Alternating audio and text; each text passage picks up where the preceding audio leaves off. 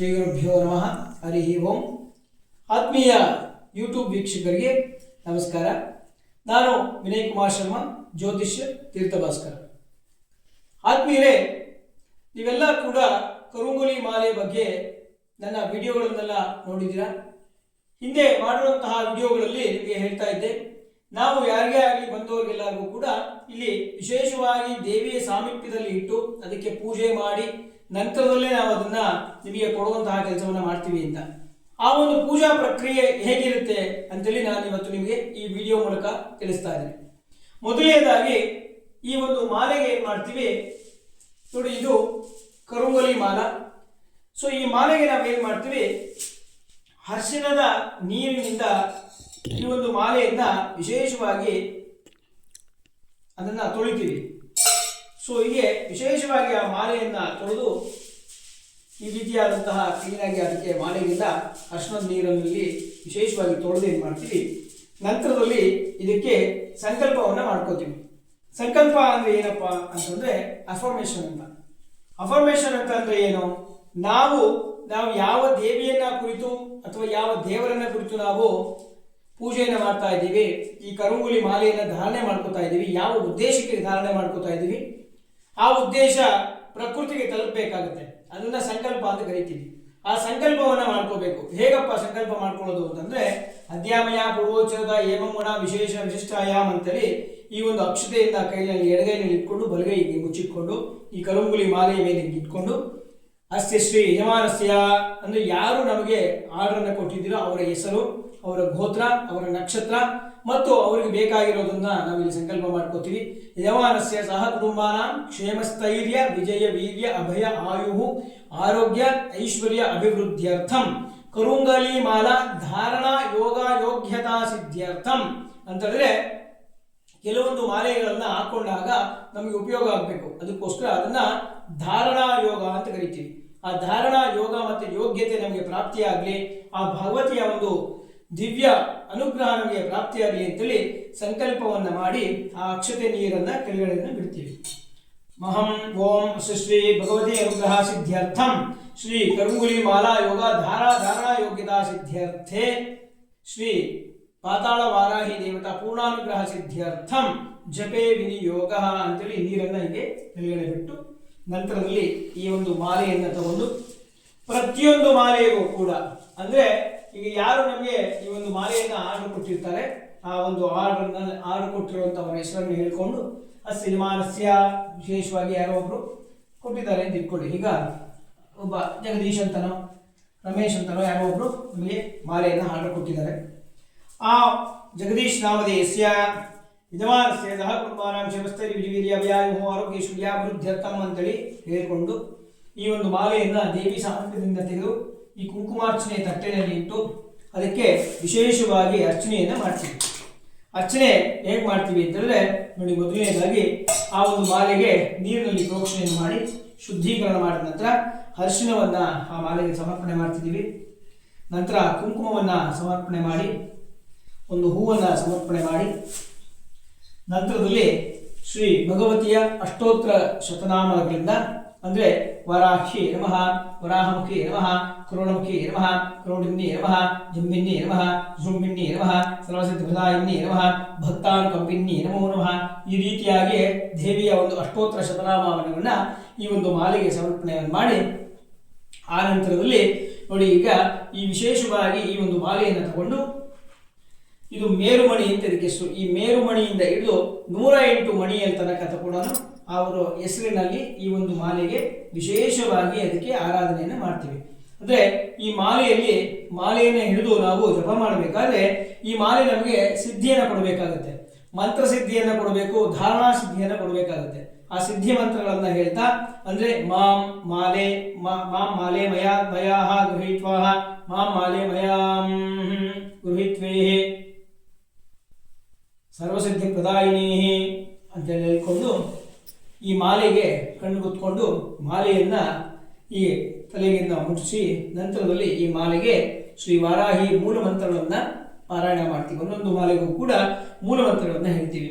ಓಂ ಐಂ ಓಂ ಹೈಂ ವಾರ್ತಾಳಿ ವಾರ್ತಾಳಿ ವಾರಾಹಿ ವಾರಾಹಿ ವರಾಹಮುಖಿ ವರಾಹಮುಖಿ ಅಂದೇ ಅಂದೇ ನಮಃ ರುಂದೇ ರುಂದೇ ನಮಃ ಹಿಂಬೆ ಹಿಂಬೆ ನಮಃ ಮೇಹ ಮೇಹ ನಮಃ ಸರ್ವದುಷ್ಟದುಷ್ಟಾನಾಂ ಸರ್ವೇಷಾಂ ಸರ್ವವಾಕ್ಚಿತ್ತ ಚಕ್ಷುರ್ಮುಖ ಗದಿಜಿಹ್ವಾಂ ಸ್ತಂಭನಂ ಕುರುಕುರೋ ಶೀಘ್ರಂ ವಶ್ಯಂ ಕುರುಕುರೋ ಐಂ ಹ್ರೌಂ ಹೈಂ ಟಾಹ ಟಾಹ ಟಾಹ ಟಾಹ ಓಂ ಫಟ್ ಸ್ವಾಹ.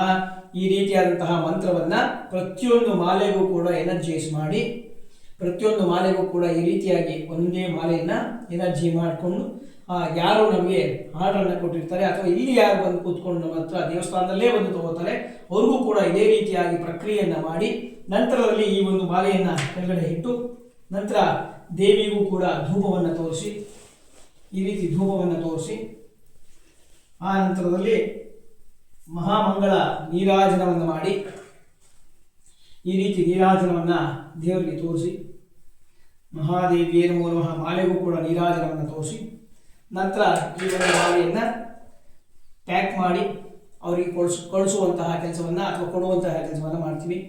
ಈ ಮಾಲೆ ವಿಶೇಷವಾಗಿ ಏನಾಗುತ್ತೆ, ಈಗ ಎನರ್ಜೈಸ್ ಆಗಿರುತ್ತೆ, ಅಂದರೆ ಶಕ್ತಿಯುತವಾಗಿರುತ್ತೆ. ಒಂದೊಂದು ಮಂತ್ರವನ್ನು ಕೂಡ ಈ ಒಂದು ಧೂಪದಲ್ಲಿ ಹೀಗೆ ನೋಡಿ, ಒಂದೊಂದು ಮಣಿಗೂ ಕೂಡ ಹೀಗೆ ಧೂಪವನ್ನು ತೋರಿಸಿ, ಆ ಧೂಪ ಶಕ್ತಿಯುತವಾಗಿ ಬರುವಂತಹ ಧೂಪ ಮಂತ್ರವನ್ನ ಈ ರೀತಿ ಹೇಳ್ತಾ ಇದ್ದಾಗ ಆ ಒಂದೊಂದು ಮಣಿ ಕೂಡ ಎನರ್ಜೈಸ್ ಆಗಿರುತ್ತೆ. ಯಾರು ಈ ಮಣಿಯನ್ನು ಧಾರಣೆ ಮಾಡ್ಕೋತಾರೋ ಅವರಿಗೆ ವಿಶೇಷವಾಗಿ ಕಣ್ಣ ದೃಷ್ಟಿ ನಿವಾರಣೆ ಆಗುತ್ತೆ, ಅವರ ದೇಹದಲ್ಲಿ ಆರೋಗ್ಯ ವೃದ್ಧಿ ಆಗ್ತಾ ಹೋಗುತ್ತೆ. ವಿಶೇಷವಾಗಿ ಇನ್ನೊಂದೇನು ಅಂತಂದ್ರೆ ಸಾಲಬಾಧೆಯಿಂದ ವಿಮುಕ್ತರಾಗ್ತಾರೆ. ಆ ಸಾಲಬಾಧೆಯಿಂದ ವಿಮುಕ್ತರಾಗಿ ಆರೋಗ್ಯದಿಂದ ಇದ್ರು ಅಂತಂದ್ರೆ ಅದೇ ದೊಡ್ಡ ಒಂದು ಸ್ವರ್ಗ ಆಗುತ್ತೆ. ಹಾಗಾಗಿ ಈ ಒಂದು ಮಾಲೆ ವಿಶೇಷವಾಗಿ ನಿಮಗೆ ತರಂಗಾಂತರಗಳನ್ನ ನಿಮ್ಮ ದೇಹಕ್ಕೆ ಹೋಗಿ ನಮ್ಮಲ್ಲಿರುವಂತಹ ನೆಗೆಟಿವ್ ಎಫೆಕ್ಟ್ಸ್ಗಳನ್ನ ದೂರ ಮಾಡಿ ಪಾಸಿಟಿವ್ ಆಗಿ ನಮಗೆ ಎನರ್ಜಿನ ಕೊಟ್ಟು ನಮಗೆ ಇಹಲೋಕದಲ್ಲಿ ಏನೇನು ಸುಖ ಬೇಕೋ ಆ ಸುಖವನ್ನೆಲ್ಲ ಕೊಡುವಂತಹ ಕೆಲಸವನ್ನ ಮಾಡ್ತಾ ಹೋಗುತ್ತೆ. ಇದಕ್ಕೆ 1, 2 ಅಂತ ಹೇಳಕ್ಕಾಗೋದಿಲ್ಲ. ಹಾಗಾಗಿ ನಾನಾ ರೀತಿಯಾದಂತಹ ಉಪಯೋಗಗಳು ಈ ಮಾಲೆಯಲ್ಲಿ ಇರೋದ್ರಿಂದ ಇದನ್ನು ಈ ರೀತಿ ನಾವು ಎನರ್ಜೈಸ್ ಮಾಡಿ ನಿಮಗೆ ಕೊಡುವಂತಹ ಕೆಲಸವನ್ನು ಮಾಡ್ತಾ ಇದ್ದೀವಿ. ಮಾರ್ಕೆಟ್ನಲ್ಲಿ ನಿಮಗೆ ಸುಮಾರು ಸಾವಿರಾರು ಸಿಕ್ಕಬಹುದು, ಮತ್ತೆ ಸಾವಿರಾರು ಜನನು ಹೇಳ್ಬಹುದು ನಾವು ಅದು ಮಾಡ್ತೀವಿ, ನಾವು ಇದು ಮಾಡ್ತೀವಿ, ಕೊಡ್ತೀವಿ ಅಂತೇಳಿ. ನಾವು ನಮ್ಮ ಒಂದು ದೇವಿ ಸಾನ್ನಿಧ್ಯದಲ್ಲಿ ಇಟ್ಟು ಪರಿಪೂರ್ಣವಾಗಿ ಒಳ್ಳೆ ಮನಸ್ಸಿನಿಂದ ಎಲ್ರಿಗೂ ಕೂಡ ಆನಂದವಾಗಬೇಕು, ಎಲ್ರಿಗೂ ಕೂಡ ಒಳ್ಳೆಯದಾಗಬೇಕು ಅನ್ನೋ ಉದ್ದೇಶದಿಂದ ಈ ಸಂಸ್ಥೆಯಿಂದ ನಾವು ಕೊಡ್ತಾ ಇದ್ದೀವಿ. ಹಾಗಾಗಿ ಆಸಕ್ತರು ಬೇಕಾಗಿರುವಂಥವರು ಕೆಳಗಡೆ ನಾವು ಡಿಸ್ಕ್ರಿಪ್ಷನ್ ಅಲ್ಲಿ ನನ್ನ ನಂಬರನ್ನು ಕೊಡ್ತೀನಿ, ದೇವಸ್ಥಾನದ ಅಡ್ರೆಸ್ ಅನ್ನು ಕೊಡ್ತೀನಿ. ಸಾಧ್ಯವಾದರೆ ಪ್ರತಿ ಶುಕ್ರವಾರ, ಶನಿವಾರ, ಭಾನುವಾರ ದೇವಾಲಯಕ್ಕೆ ಭೇಟಿ ಕೊಟ್ಟು ಈ ಪದಾರ್ಥವನ್ನು ನೀವು ಖರೀದಿ ಮಾಡಬಹುದು. ದೇವಿ ಸಾನ್ನಿಧ್ಯದಲ್ಲಿ ಒಂದು ಅಮ್ಮನವರನ್ನು ಪ್ರಾರ್ಥನೆ ಮಾಡಿಕೊಂಡು. ಇನ್ನೊಂದು ವಿಚಾರ ಏನು ಅಂತಂದ್ರೆ, ಇಲ್ಲಿ ಬಂದಂಥವ್ರಿಗೆಲ್ಲರಿಗೂ ಕೂಡ ₹1 ಕಾಯಿನ್ ಅನ್ನು ಕೊಡ್ತೀವಿ. ಆ ಕಾಯಿನ್ ಮಹಾಲಕ್ಷ್ಮಿ ಹತ್ರ ಇಟ್ಟು ವಿಶೇಷವಾಗಿ ಕೊಡೋದ್ರಿಂದ ಅವರ ಒಂದು ಜೀವನ ಕೂಡ ಬದಲಾವಣೆ ಆಗ್ತಾ ಇದೆ, ಆರ್ಥಿಕ ಸಂಕಷ್ಟಗಳು ಅವರಿಂದ ದೂರ ಆಗ್ತಾ ಇದೆ. ಅಲ್ಲದೆ ಮದುವೆ ಆಗದೆ ಇರುವಂತಹ ಯಾರು ವಧು ಅಥವಾ ವರ ಇರ್ತಾರೆ ಅವ್ರಿಗೆ ತೆಂಗಿನಕಾಯಿಯನ್ನ ಕಟ್ಟಿಸುವಂತ ಕೆಲಸವನ್ನು ಮಾಡ್ತಾ ಇದ್ದೀವಿ. ಈ ಪೂರ್ಣ ತೆಂಗಿನಕಾಯಿಯನ್ನ ಈ ರೀತಿ ಇಟ್ಕೊಂಡು ಸಂಕಲ್ಪವನ್ನು ಮಾಡಿ ಈ ವಾರಾಹಿ ಹತ್ರ ಪಾದದ ಹತ್ರ ಇಟ್ಟು ನಿಮಗೆ ಕೊಡ್ತೀವಿ. ನೀವು ಅದನ್ನ ಈ ಒಂದು ವಾರಾಹಿಯ ಒಂದು ಸಾನ್ನಿಧ್ಯದಲ್ಲಿ ಅದನ್ನ ಕಟ್ಟೋದ್ರಿಂದ ನಿಮ್ಮ ವಿವಾಹ ಅಲ್ಲಿ ಆಗುವಂತಹ ದೋಷಗಳು ಕೂಡ ಎಷ್ಟೋ ಜನಕ್ಕೆ ಪರಿಹಾರ ಆಗಿದೆ. ಈಗಾಗಲೇ ನೂರಾರು ಜನ ಈ ಒಂದು ತೆಂಗಿನಕಾಯಿಯನ್ನು ಕಟ್ಟಿ ಅವರ ಒಂದು ಮನೋಸಂಕಲ್ಪಗಳನ್ನ ಈಡೇರಿಸಿಕೊಂಡಿದ್ದಾರೆ. ಹಾಗಾಗಿ ಸಾಧ್ಯವಾದಷ್ಟು ನೀವು ಈ ಕ್ಷೇತ್ರಕ್ಕೆ ಬನ್ನಿ. ಕ್ಷೇತ್ರದಲ್ಲಿ ನೀವು ದರ್ಶನ ಮಾಡಿ ಭಗವಂತನ ಒಂದು ಕೃಪೆಗೆ ಪಾತ್ರರಾಗಿ, ದೂರದ ಊರುಗಳಲ್ಲಿ ಇರುವಂಥವ್ರು ಬರಕ್ಕಾಗದೇ ಇರುವಂಥವ್ರಿಗೆ ನಾವು ಈ ರೀತಿಯಾಗಿ ಈ ಒಂದು ಮಾಲೆಗಳಿಗೆ ಎನರ್ಜಿ ಕೊಟ್ಟು ಆ ಎನರ್ಜೈಸ್ ಆಗಿರುವಂತಹ ಮಾಲೆಗಳನ್ನು ಅವ್ರಿಗೆ ಮನೆಗೆ ಕಳಿಸ್ತೀವಿ. ನೀವು ಮನೆಗೆ ಬಂದ ಮೇಲೆ ಅದಕ್ಕೂ ಕೂಡ ಇದೇ ರೀತಿಯಲ್ಲಿ ನೋಡಿ ಒಂದು ಧೂಪ ಊದ್ಕಡ್ಡಿ ಹಂಚ್ಕೊಂಡು ಆ ಊದ್ಕಡ್ಡಿಗೆ ಅಂಟಿಸ್ಕೊಂಡ ನಂತರ ಏನು ಮಾಡ್ತೀವಿ, ನಿಮ್ಮ ಮನೆ ಬರುತ್ತಲ್ಲ, ಮನೆಗೆ ಬಂದಮೇಲೆ ಒಂದು ಚಿಟಿಕೆ ಅರಿಶಿಣವನ್ನ ನೀರಿಗೆ ಹಾಕಿ ಅದನ್ನು ಅರಿಶಿಣದಲ್ಲಿ ತೊಳೆದು ಈ ರೀತಿ ತೊಳೆದುಬಿಟ್ಟು ಅದಕ್ಕೆ ಈಗ ಒಂದೊಂದೇ ಮಾಲೆಯಲ್ಲಿ ನಿಮಗೆ ಬರುವಂತಹ ದೇವಿ ಮಂತ್ರ ಯಾವ್ದಾದ್ರು ಇದ್ರೆ ಆ ದೈವ ಮಂತ್ರವನ್ನು ಹೇಳ್ಕೊಳ್ಳಿ. ಯಾವುದು ಬರಲಿಲ್ಲ, ನಿಮಗೆ ಏನು ಮಂತ್ರನೇ ಬರಲಿಲ್ಲ ಅಂತಂದ್ರೆ ಜೈ ವಾರಾಹಿ ಜೈ ಜೈ ವಾರಾಹಿ ಅಂತೇಳಿ 108 ಸತಿ ಈ ಮಾಣಿಯಿಂದ ಹೀಗೆ ಈ ಬೆರಳು ತಾಕಿಸ್ದೆ, ಈ ಬೆರಳಿಂದ 108 ಸತಿ ಈ ಒಂದು ಮಂತ್ರವನ್ನ ಪಾರಾಯಣ ಮಾಡ್ತಿದ್ದೆ. ಆಗಾಗ ನಿಮಗೆ ಪವರು ಜಾಸ್ತಿ ಆಗ್ತಾ ಹೋಗುತ್ತೆ. ಆಮೇಲೆ ಇದನ್ನ ರಾತ್ರಿ ಮಲಗಬೇಕಾದ್ರೆ ತೆಗೆದಿಟ್ಟು ಮಲಗಬೇಕು. ಬೆಳಿಗ್ಗೆ ಶುಚಿರ್ಭೂತರಾಗಿ ಇದನ್ನ ಧಾರಣೆ ಮಾಡ್ಕೋಬೇಕು. ಸಾಧ್ಯವಾದಷ್ಟು ಮಂಗಳವಾರದ ದಿವಸ ಉತ್ತರಾಭಿಮುಖವಾಗಿ ಕೂತ್ಕೊಂಡು ವಾರಾಹಿ ನಾಮಸ್ಮರಣೆಯನ್ನ ಅಥವಾ ಸುಬ್ರಹ್ಮಣ್ಯ ಸ್ವಾಮಿ ನಾಮಸ್ಮರಣೆಯನ್ನ ಮಾಡಿದ್ರೆ ಇನ್ನೂ ಇದಕ್ಕೆ ಎನರ್ಜಿ ಜಾಸ್ತಿ ಆಗ್ತಾ ಹೋಗುತ್ತೆ. ಯಾರಿಗೆಲ್ಲ ಸುಬ್ರಹ್ಮಣ್ಯ ಸ್ವಾಮಿ ಕೃಪೆ ಬೇಕು ಅಥವಾ ವರಾಹಿ ಮಂತ್ರಗಳನ್ನ ಬೇಕು ಅವರನ್ನು ವಾಟ್ಸಪ್ ಅಲ್ಲಿ ತಿಳಿಸಿ. ಅವ್ರಿಗೂ ಕೂಡ ವಿಶೇಷವಾಗಿ ಅವರಿಗೆ ರಾಶಿಗೆ ಸಂಬಂಧಪಟ್ಟಂತ ಅವರಿಗೆ ಸಂಬಂಧಪಟ್ಟಂತಹ ಕೆಲವು ಮಂತ್ರಗಳು, ರಾಶಿ ಮಂತ್ರಗಳಿದ್ದಾವೆ. ಆ ಮಂತ್ರಗಳನ್ನ ಕಳಿಸ್ಕೊಡುವಂತಹ ಕೆಲಸ ಮಾಡ್ತೀವಿ.